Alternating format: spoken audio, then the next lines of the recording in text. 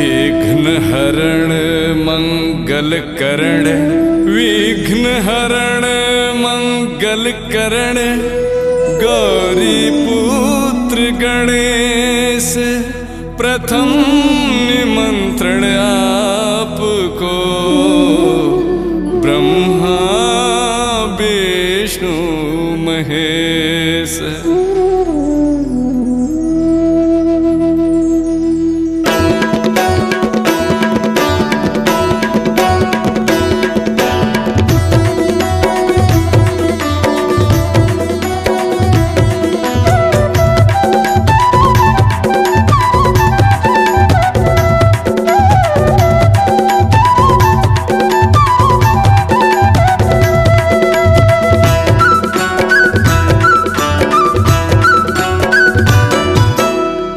गणपति देवा जय हो देवा हो,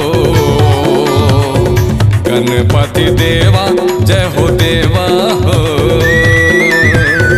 गणपति देवा जय हो देवा हो, गणपति देवा जय हो देवा हो। तोरे माता है पार्वती, तोरे माता है पार्वती, पिता महादेव हो।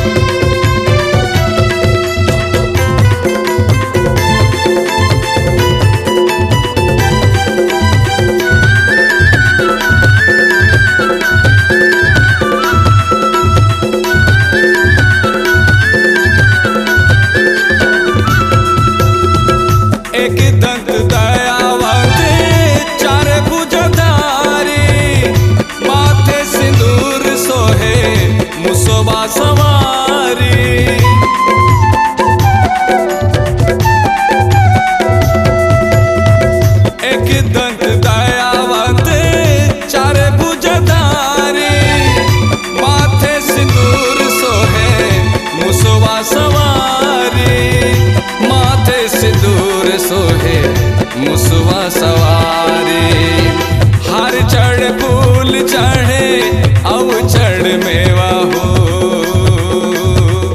गणपति देवा जय हो देवा हो,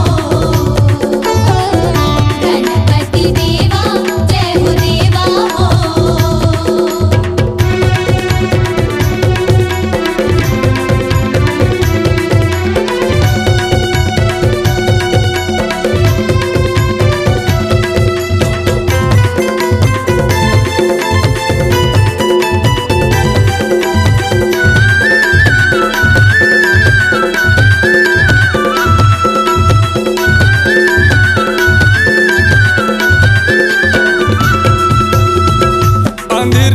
आखी दे कोढ़िल काया, पाठल पुत्र दे निर्धल माया।